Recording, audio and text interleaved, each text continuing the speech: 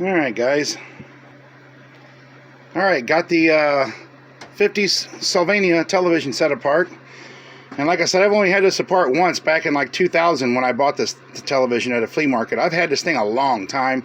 I used to use it as a daily watcher for a long time too, then I kind of tucked it away, took it out every now and then to use it, and here is the diode that I replaced way back when. The other one was like that too. It was hanging. Somebody else had done these wires. I didn't do that. I just unsoldered the other old white. The other one was white, and I soldered in one I had to clip out of another set because I didn't have anything at the time that was a match for that. So that's the horizontal phase detector diode that I changed. And while I got this apart, I think I'm going to go ahead and put some high-speed Schottky diodes in here and just change it again. It wasn't bad, or we don't know that it is, but that's not the problem with the set. But now that I've really got this thing apart, and I actually, when I fixed this, I just changed it, tried it, put it back together, and that was the end of it. I didn't really look the thing over. Now that I'm looking this set over, it's kind of botched. I mean, I've seen a lot of things been replaced. There's orange drops in here. I didn't do none of that. That Goodall cap might be original, but it looks like it was clipped and maybe resoldered. Somebody was trying to find a problem. Probably with that horizontal phase problem where the picture was shaking and not syncing. That resistor right here, this long one, that 7 watt there, I think that is, it's a 5 or 7. That's not original. I mean, it might have been, it's been replaced. You can see it's been soldered in there. This might have been one of them darker orangish colored ones or whatever, but that's not an original one, so that's been messed with at least. Then there's another orange drop down there. That's been changed. This red drop has been changed. That's soldered in here. And upon this sand resistor here, look at that. I don't like that at all. I can get my hand up here. It's not even on the terminal strip. It's just hanging there. One side's attached, but the other side is like ate through or clipped. I'm going to fix that. That makes me nervous. I can't have that like that. And there's the good old selenium rectifier. I'm going to test that and see if could be an issue too. These things will tend to go bad too.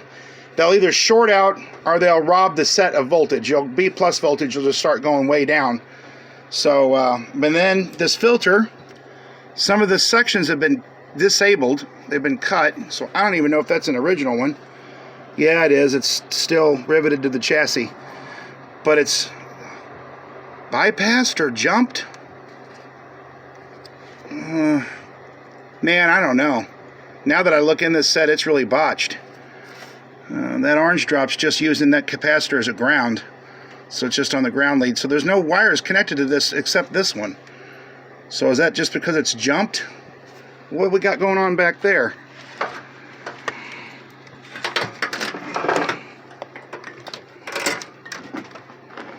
Oh, wow. Didn't even notice that back here before.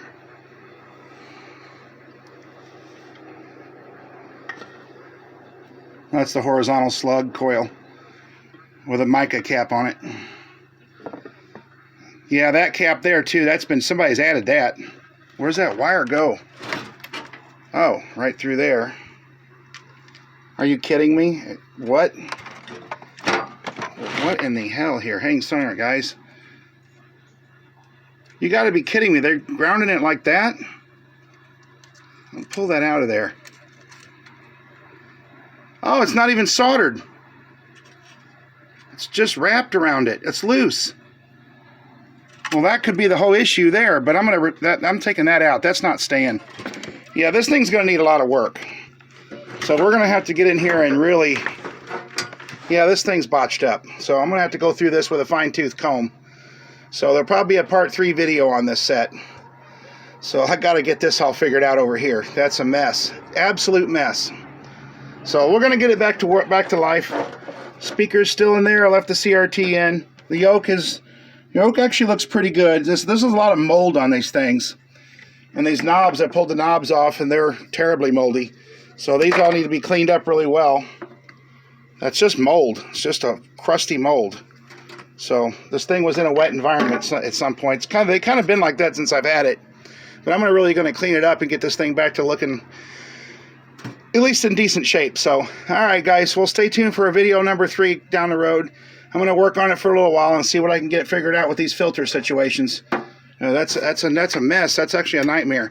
Seems like all these old sets I get anymore, not that I'm knocking anybody else's work, but when I get them, they're patched, they're botched.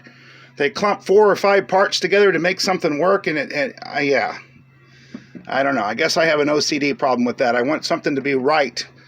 And if it's not working correctly, or if it's working correctly but doesn't have the proper parts to get it where it should be, I got to try to get the proper parts. So, all right, well, there you go. Thanks for watching, guys. Stay tuned for a video number 3. This is the 1950s Sylvania 12-inch black and white television repair. I'm going to go check out the filter situation and see what I can do to fix that.